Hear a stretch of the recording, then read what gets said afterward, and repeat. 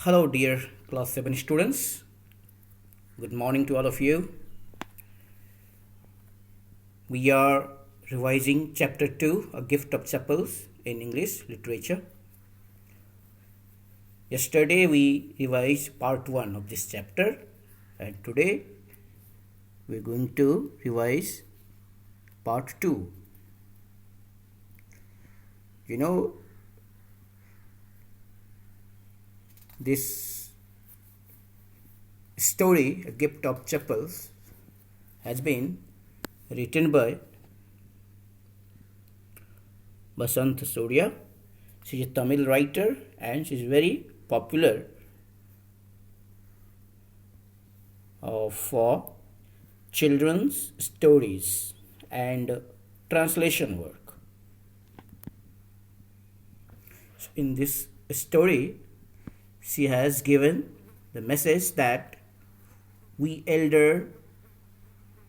elders must follow literally what we teach our children. Otherwise, our children will never be able to develop moral value. If we don't follow whatever we teach them, they will understand that we are liars, and they will also never follow. The second thing, she has tried to teach us that children are really very innocent, and maybe we grown up don't follow whatever we are taught, but children follow the thing perfectly. Even sometimes we learn from children as well. Here, now let's continue with the revision of this chapter. Here, the beggar comes and children's mother Rukumani, their aunt and their granddaughter are talking bad about the beggar, and they don't like the beggar to come anymore. Children's mother Rukumani asks Ravi to shoo away the beggar, and when Ravi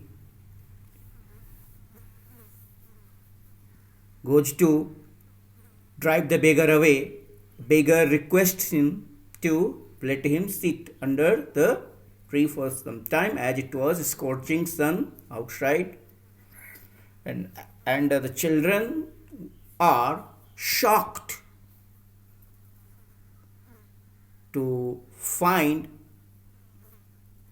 the beggar's soles full of blisters as he stretches out his feet. Children really feel pity on the beggar,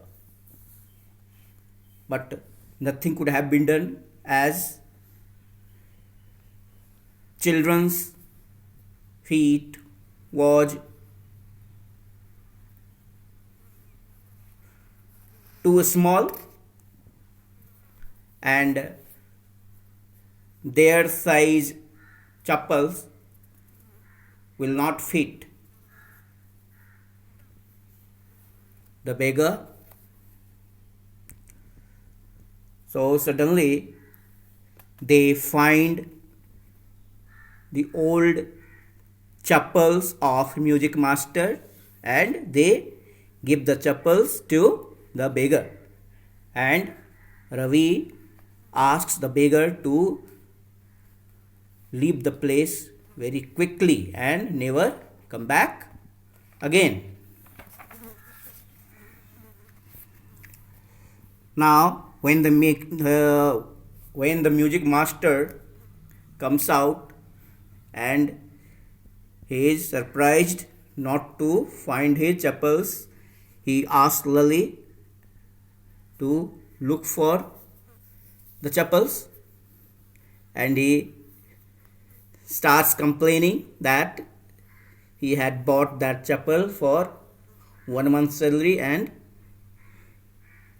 he had walked to a great distance. He had walked to a great distance to buy those chappals.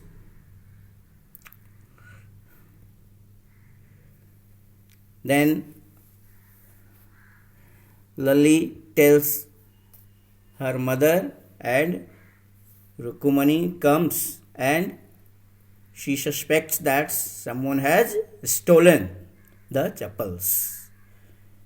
She finds the children sitting under the tree, and Ruku and Mridu finds her mother very upset over the chappal, so she decides to tell her the truth. Rukumani tells that the children should not have given someone else thing, but Ravi tells his mother that the children's chappal would not have fitted to the beggar, and if the size of the chappal of the children had fitted, the elder wouldn't have allowed them to give. Then Rukumani brings Gopu Mama chappal and gives them to the music master. Music master leaves smiling from inside because he has found nearly never worn chappals. But Rukumani expresses concerns that Gopu Mama will have no chappals to wear when he returns home from work. In this way, the story ends. In this way, we have revised this chapter, dear children. Well, children, I hope you are preparing all the homeworks given properly date-wise and well maintained notebook, that is fair copy, because you know very well you'll soon be asked to send pictures of your work, and for that you'll get rewards. Thank you.